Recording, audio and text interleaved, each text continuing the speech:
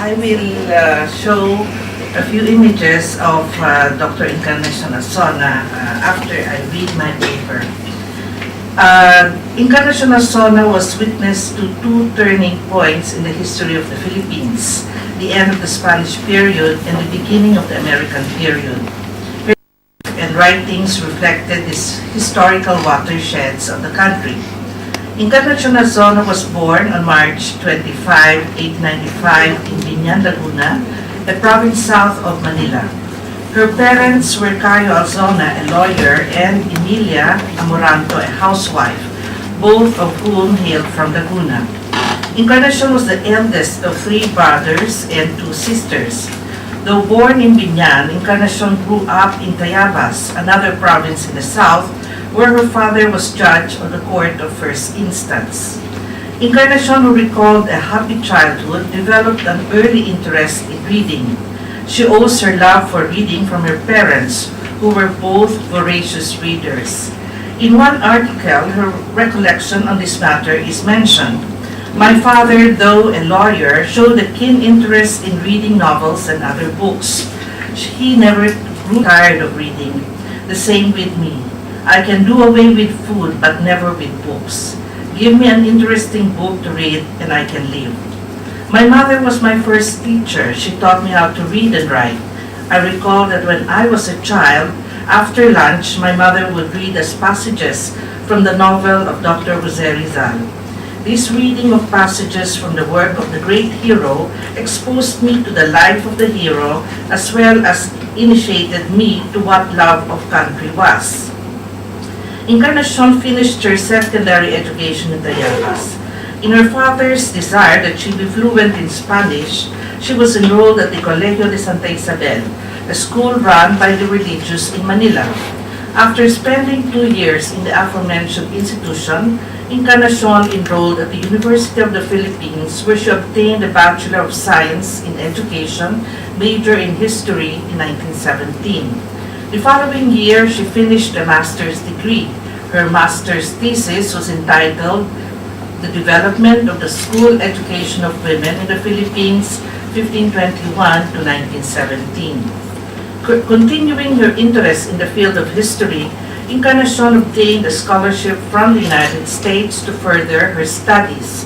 She finished a master's degree at the Radcliffe College of Harvard University in 1920 and a doctorate degree in history from the Columbia University in 1923. She chose as her dissertation topic the French opinions on the Russian Revolution of 1905. This academic achievement has earned for Encarnacion the honor of being the first Filipino woman who has earned a PhD in history. When she returned to the Philippines in 1923, Encarnacion joined the Department of History of the University of the Philippines. She was instrumental in introducing and teaching the courses on world civilization and European history. She was faculty of the University of the Philippines until 1945. In 1932, Encarnacion was a recipient of a Barbour Scholarship from the University of Michigan. This scholarship was awarded to a woman in the Far East who had an excellent record of research and scholarship. She was the first Filipino woman who was a recipient of this award. Aside from her teaching duties, Encarnacion was involved in the suffrage movement in her capacity as president of the Philippine Association of University Women in 1928. It was the project of the said association to work for women's suffrage. Not only did she head the association, Encarnacion also wrote a lot of articles on women's suffrage and even mentioned hosting tea parties at her home for lawmakers to lobby for a bill that would grant women the right to vote. After World War II, Encarnacion was appointed by the Philippine President Manuel Rojas to be a member of the Philippine delegation to the UNESCO in 1946. She was then the first and sole woman member of the Philippine delegation. At the UNESCO meeting that year, Encarnacion was elected chairman of the Subcommittee on Social Science, Philosophy, and Humanities. For this appointment, Encarnacion remarked, quote, I consider it chairman of the Subcommittee on Social Science, Philosophy, and Humanities an honor and privilege to preside over so select an international group which comprised the best minds of 24 nations. I consider my selection a tribute to women. It is my hope that this will establish a precedent in future international conferences. The head of the Philippine delegation to the UNESCO, Senator Proceso Sebastian, was no less proud of Encarnacion's appointment, and he wrote, quote, "I was never so proud in my life as when I glanced into the subcommittee room and saw Dr. Encarnacion Alzona ably directing the discussion there. She made a hit in the Parisian conference. The conferees recognized that she was genuine material and what she had to give was well thought out, scholarly, worthwhile. And her clothes, dainty and simple like her person, captivated the foreigners. There was nothing sham about her. She stood out there in the foreign crowd as the prototype of the best in Filipino womanhood, and some of the other people feel it." The following year, Encarnacion was chosen again to be a member of the Philippine delegation to the UNESCO, this time meeting in Mexico. She was nominated by China to become a member of the 18-nation Executive Board of the UNESCO. However, Ecuador won the seat instead of the Philippines. Had Encarnacion won, the Philippines would have been the first country to be a member of the Executive Board of the UNESCO. Encarnacion was a member of the Philippine delegation to the UNESCO until 1949 and the only woman member during those times. After her stint as member of the Philippine delegation to the UNESCO, Alzona was tapped by the Jose Rizal National Centennial Commission to head the translation division of the said commission. She translated from Spanish to English Rizal's correspondence with Philo-Reformists, Rizal Blumentritt correspondence, selected writings, essays, and writings of Rizal. Her efforts in translating the works of Rizal earned for Encarnacion the Rizal Pro Patria Medal given by the Republic of the Philippines in 1971. Encarnacion reached the apex of her scholarly pursuits when she was conferred the title National Scientist in 1985. 3 words aptly describe Encarnacion's life and writings. These are historian, feminist, and Rizalist. Let us start with Encarnacion as a historian.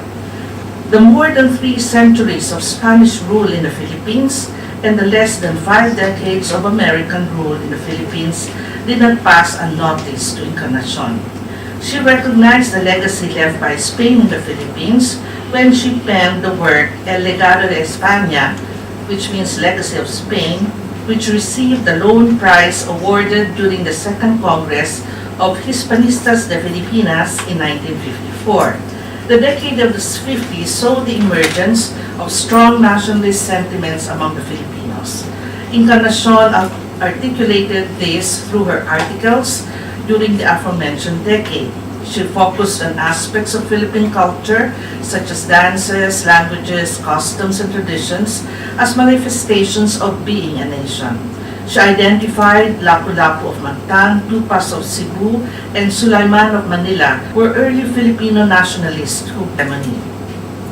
Personages in Philippine history as well as historical events did not escape the pen of Encarnacion. She wrote about Andres Bonifacio, the Supremo of the Katipunan, the founder of the backbone of the Philippine Revolution, Apolinario Mabini, the brains of the Philippine Revolution, and events such as the Cry of Pugadlawin, which started the Philippine Revolution, the June 12 Independence Day, and National Heroes Day. When the Philippines was under American rule, Encarnacion found discomfiture in possessing a U.S. passport while traveling in Europe. Often asked by authorities why she had a U.S. passport, Encarnacion had to reply that the Philippines was an American colony. She confessed that she felt humiliated explaining this fact, and she expressed it in this way. Asked for her message to the youth of the land, Dr. Alzona said she had no message except that every young man and woman should strive to hasten the day of Philippine independence, that they be not subjected to humiliation by other sovereign peoples here and abroad. A Filipino traveling with an American passport is looked upon as an American national, subject to regulations applicable to citizens of the United States. He or she is not identified as a Filipino, and the Philippines is not spoken of, but always the United States. Freedom alone from foreign control can advertise our country in foreign lands, she concluded. Being a teacher, and a teacher of history in particular, Encarnacion felt that the teaching of Philippine history should be assumed by Filipino teachers, and the textbooks on Philippine history should be written by Filipinos. This sentiment of hers was in response to findings of an investigation made by Dr. Paul Monroe, a professor from Columbia University in 1925 on the educational system in the Philippines. Dr. Monroe observed that the few textbooks on Philippine history were written from a Western point of view and documented the activities of the Americans in the Philippines. Cognizant of this shortcoming, Encarnacion as a teacher of history was unequivocal in her assertion that Filipinos, not Americans, should be the ones to teach Philippine history in order to ensure that the true unbiased history of the Filipino people will be taught to the youth. She added that Philippine history should be taught in order to, quote, develop in our people, the Filipino people, a strong sense of national dignity and solidarity, and to inculcate in their minds reverence for the memory of the builders of our nation, unquote. Encarnacion did not only push for a nationalist historiography instead of a colonial historiography, she also advocated a secular history instead of a sectarian history. The latter was in response by private sectarian schools owned by Spanish religious orders to write their own Philippine history textbooks intended to present a positive image of the religious orders. Encarnacion strongly encouraged Filipino teachers to be familiar with the history of their country, and even quoted Charles Roland, who said, quote, to be ignorant of the history of his own country is a disgrace, unquote. She also said that it was imperative that a Filipino history teacher should, quote, have a grasp of the history of mankind and of the civilization and histories of the nations in Asia and Oceania, which are our close neighbors. Doing research for Encarnacion complemented teaching. She wrote, quote, should a professor engage in research? It is a consensus that research enlivens teaching, and it makes a teacher more inspiring in the classroom. Of course, it goes without saying that his primary duty being to teach, his research must be done at a modest pace. A teacher should be a scholar and a maker of scholars. Though through research, he will be able to contribute to the advancement of knowledge, which is the obligation of the scholar, unquote. Related to her being a historian and a history teacher was her role as translator of the many writings and letters of Jose Rizal, the national hero of the Philippines.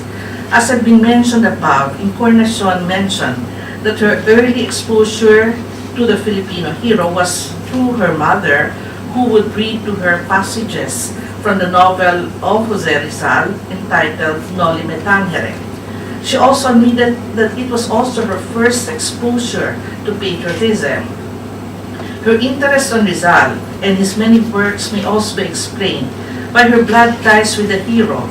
Encarnacion's father, Cayo Alzona, was the only grandson of Labiana Mercado Rizal, who was a cousin of Rizal's father, Francisco Mercado Rizal.